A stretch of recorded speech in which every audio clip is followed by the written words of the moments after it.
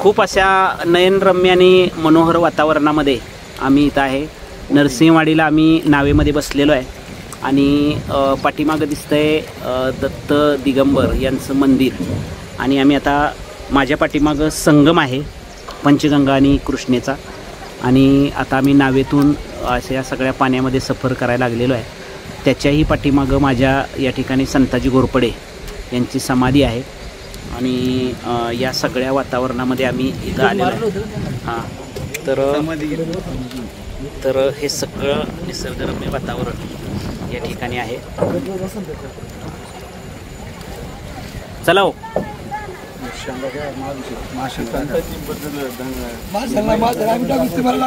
आता वल्ले ह्याच्या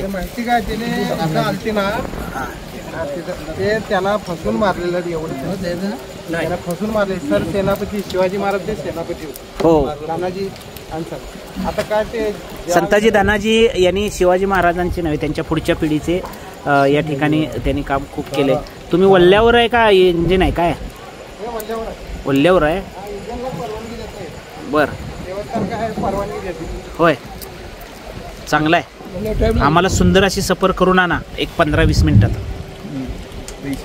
हां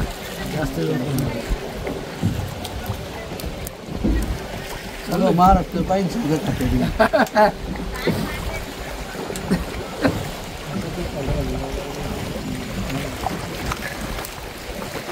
काय राकेश भाऊ कसं वाटतंय? खूप सुंदर. या नदीमध्ये या नावेमध्ये बसून फिरायला अति सुंदर वाटतंय. हा निसर्गाचा आनंद लुटताना मन प्रसन्न होऊन जाते सर. इकडे एक 10 किलोमीटर जाते नाव खाली आलमट तिकडं. जाऊया का? जाऊया. तुम्हाला देऊ तेवढे धन्यवाद थोडेसे, कारण तुम्ही असा निसर्गरम्य परिसर आम्हाला या ठिकाणी फिरवल्याबद्दल. हो चांगला आहे. संजय भाऊ काय आजचा दिवस सार्थकी लागला असं वाटतंय का? एकदम खास एकदम. त्यात आता संत धनाजी समाधी पाहायला जायचं म्हणलं मला एकदम आनंद झाला. हो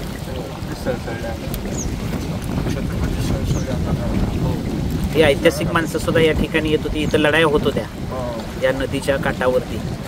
पूर्वीचं हे सगळं आपण सगळं पाहतोय.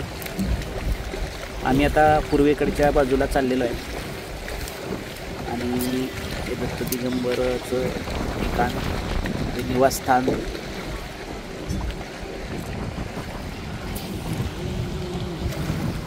छत्रपती शिवाजी महाराज गेल्यानंतर औरंगजेबाला वाटलं होतं का आपण सहजसहजी आपला हा महाराष्ट्र काबीज करू. पण त्यांची स्वप्न संभाजीराजांनी धुळेस मिळवली. खरं संभाजीराजे गेल्यानंतर औरंगजेबाला वाटलं का आता सोपं झाले.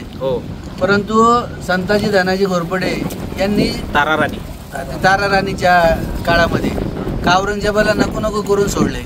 आश्चर्याची गोष्ट म्हणजे आपण या ठिकाणी आलो असताना संताजी घोरपड्यांची या ठिकाणी समाधी दिसते.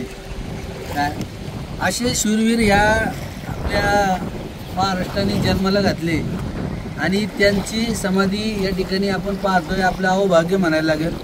आणि या ठिकाणी ह्या गंगा पंचगंगा आणि पंचगंगा कृष्णा माईमध्ये आपण या ठिकाणी विहार करतोय. म्हणजे असं सुंदर या बाजूबाजूला मोठमोठ्याला बिल्डिंग, शालेय दत्त महाराजांचं मंदिर या ठिकाणी आणि या ठिकाणी इकडल्या बाजूला कर्नाटकची बाउंड्री.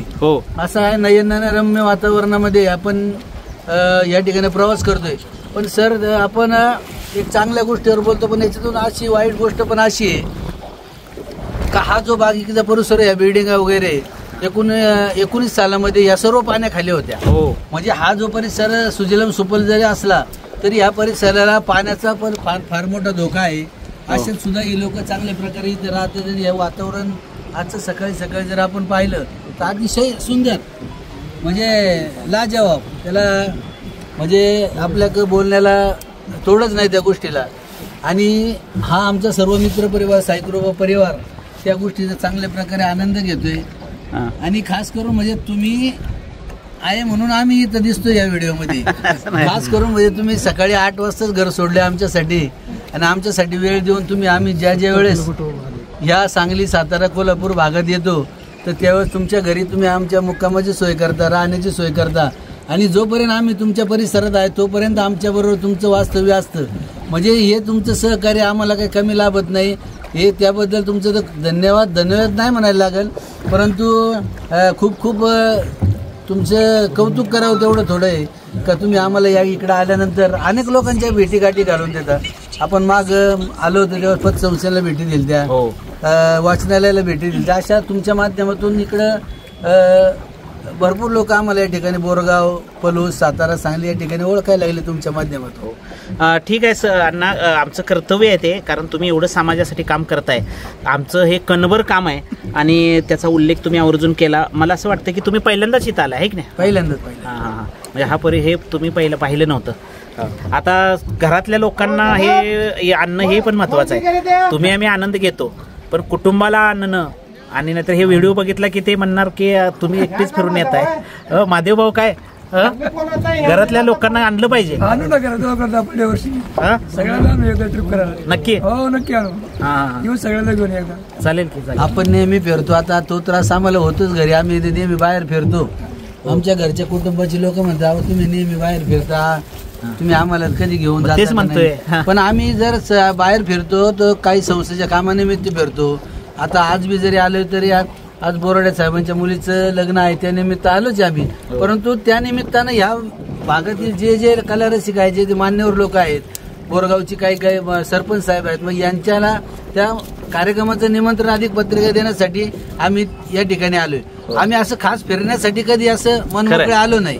त्यामुळं ज्यावेळेस घेऊन तुम्ही जाता, उत्तर भारतात गेला होता, ज्यावेळेस खास फिरण्यासाठी ज्यावेळेस आम्ही या ठिकाणी येऊ त्यावेळेस कुटुंबाला नेहमी आम्ही इकडे घेऊन येण्याचा निश्चित प्रयत्न करू. आणि आम्ही उत्तर भारतात तिकडे गेल्यानंतर खास फिरायला जातो तिकडे, त्यावेळेस कुटुंब आमच्या बरोबर असतं, आमची मुलं असतात, आमचे सुनबाई असतात, आमचे नातवंड असतात. त्यामुळे त्यांना जिकडे न्यायचं तिकडे नेतोय. परंतु आम्ही ज्या कार्यक्रम दक्षिण भारताचाही दौरा गेल्या वर्षी केलाय, मागच्या वर्षी आम्ही दक्षिण भारत दरवर्षी करतो. आता डिसेंबर पुढल्या महिन्यात सुद्धा आम्ही फॅमिलीचं जाणार आहे. त्यांना बी आम्ही आनंद द्यायचा प्रयत्न करतो. असं काही नाही का आम्ही एकटेच फिरतोय, परंतु ह्या कामानिमित्त आम्हाला इकडे येण्याचा जो प्रसंग येतो त्यामुळं त्यांना आमच्याबरोबर आणता येत नाही. परंतु पुढील महिन्यात आम्ही बाहेर जाणार तेव्हा त्यांना नेणार आहे तिकडे. चांगलं आहे, चांगलं आहे. खूप सुंदर अण्णा, तुम्ही तुमची भूमिका स्पष्ट केली. सगळं हे आहे. कुणी वल्ला मारणार असेल तर जाऊन हळूच तिथं मारू शकताय. जावा राकेश भाऊ, तुम्ही जावा, तरुण आहे, जावा त्यांच्या. हां हो, ते आपल्याला हे आहेत आंबी आहेत नावाडी, आणि ते सुद्धा काहीतरी सांगतायत. काय म्हणायचं तुम्हाला? आता विजापूरची आदिलशाह बादशाह होते ना, हो, त्यांची मुलगीचा जरा प्रॉब्लेम होता. हो, मग औरवाडला वजीर बाबाकडे आले. त्यांनी काय म्हटले, दत्त महाराजकडे जावा. हां, मग दत्त महाराजने काय म्हटलं, आल्यानंतर त्यांचं ते डोळ्याचा प्रॉब्लेम संपवलं. त्यानंतर त्यांनी मंदिर हे बांधून दिलेले. हो हो, म्हणजे हे मंदिर त्यावेळेला बांधलंय, म्हणजे 100, 150, 200 वर्षाचं आहे. औरवाड म्हणून त्यांना जागिरी दिली होती. हां, आणि ती जागिरी त्यांच्याकडे आहे. हो, त्यांना ते वल्ला तयार करून द्या. हा, आत पाण्यात जाऊ द्या. हा, मारा. हा, खूप सुंदर. ते पुढे करा, तोंड पुढे करा, ते पुढचं असं फिरवा. चालतंय का? हा, का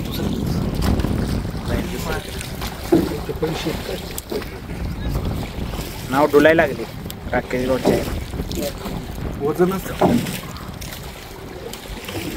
आत्ता खरं आपल्याला संगमांना पूर्ण नदीत आपण संगमामध्ये आलो बघा. पाठीमागं तुम्ही वळून बघितलं तर चालतं. आता एकच नंबर आला. इकडून आता पाठीमागून पंचगंगा कोल्हापूरहून येते. सगळे मंदिर आहेत ना, सगळे कॉन्क्रीटचे जन्मले.